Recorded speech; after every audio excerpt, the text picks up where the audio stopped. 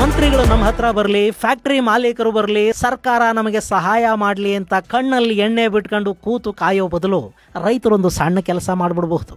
ಏನಿಲ್ಲ, ಸಿಂಪಲ್ ಆಗಿ ಮುಂದಿನ ವರ್ಷ ಕಬ್ಬು ನಾಟಿ ಮಾಡೋದನ್ನ ನಿಲ್ಲಿಸಿ, ಅಥವಾ ನೀವೀಗ ಎಷ್ಟು ಬೆಳೀತಾ ಇದ್ದೀರಿ ಅದನ್ನು ಅರ್ಧಕ್ಕೆ ಕಡಿಮೆ ಮಾಡ್ಕೊಳ್ಳಿ.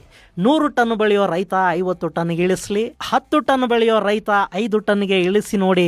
ಫ್ಯಾಕ್ಟರಿಗಳಿಗೆ ಕಬ್ಬಿನ ಕೊರತೆ ಉಂಟಾಗತ್ತೆ. ಅವರು ಕೂಡ ಬಂಡವಾಳ ಹಾಕೊಂಡು ಸಂಬಳ ಕೊಟ್ಕೊಂಡು ಲಾಭದ ನಿರೀಕ್ಷೆಯಲ್ಲೇ ಕೂತಿರ್ತಾರೆ ಅಲ್ವಾ. 1-2 ವರ್ಷ ನಷ್ಟಕ್ಕೀಡಾದ್ರೆ ರೈತರ ಕಷ್ಟ ಏನು ಅನ್ನೋದು ಅವ್ರಿಗೂ ಗೊತ್ತಾಗತ್ತೆ. ಇನ್ನು ಕಬ್ಬು ಬೆಳೆ ಕಡಿಮೆ ಆದರೆ ಕಬ್ಬಿನ ಖರೀದಿಗೆ ಕಾಂಪಿಟೇಷನ್ ಶುರು ಆಗುತ್ತೆ. ಆಗ ನೀವು ಕೇಳಿದ ಬೆಲೆ ಕೊಟ್ಟು ಕಟಾವು ಮಾಡ್ಕೊಂಡು ಹೋಗೋ ಮಟ್ಟಕ್ಕೆ ಅವ್ರು ಬರ್ತಾರೆ. ಅವರು ಬರದೇ ಇದ್ರು ಸುಮ್ಮನೆ ಕೂತ್ಕೊಂಡು ವರ್ಷಕ್ಕೊಂದು 35-40 ಸಾವಿರ ಕೋಟಿ ರೂಪಾಯಿಗಳನ್ನ ಎಣಿಸ್ತಾ ಇದೆಯಲ್ಲ ಸರ್ಕಾರ, ಅದು ಬರುತ್ತೆ ನಿಮ್ಮ ಮನೆ ಹತ್ರಕ್ಕೆ. ಇನ್ನು ಕಬ್ಬು ಬೆಳೆದೇ ಇದ್ರೆ ರೈತ ಇನ್ನೇನೋ ಬೆಳಿಬಹುದು.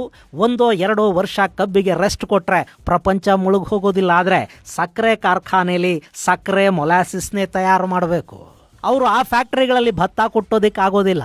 ನೀವು ಇಷ್ಟು ಮಾಡಿದ್ರೆ ಸಕ್ಕರೆ ಕಾರ್ಖಾನೆಗಳ ದಣಿಗಳು ಖಾಸಗಿ ವಿಮಾನಗಳನ್ನ ಬಿಟ್ಟು ನಿಮ್ಮ ಊರುಗಳಿಗೆ ಬರೋ ಹಾಗಾಗತ್ತೆ. ಆದ್ರೆ ಅದನ್ನು ಮಾಡೋದಕ್ಕೆ ರೈತರಲ್ಲಿ ಒಂದು ಒಗ್ಗಟ್ಟು ಬೇಕು. ರೈತ ಸಂಘಟನೆಗಳ ನಾಯಕರಲ್ಲಿ ಪ್ರಾಮಾಣಿಕತೆ ಮತ್ತು ಇಚ್ಛಾಶಕ್ತಿ ಬೇಕು. ಅದು ಸಾಧ್ಯ ಆದರೆ ರೈತರ ಸಮಸ್ಯೆಗಳು ಈಡೇರುತ್ತವೆ. ಸರ್ಕಾರ ಯಾವುದಾದ್ರೂ ಧಣಿ ಯಾವನಾದರೂ ನಿಮ್ಮ ಹತ್ರಕ್ಕೆ ಬರಲೇಬೇಕಾಗತ್ತೆ. ಆದರೆ ಇದು ಸಾಧ್ಯನಾ?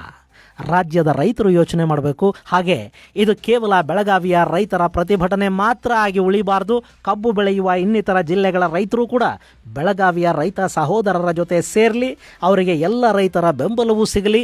ಒಗ್ಗಟ್ಟಿದ್ರೆ ಮಾತ್ರ ಬೆಲೆ ಮತ್ತು ಬಲ.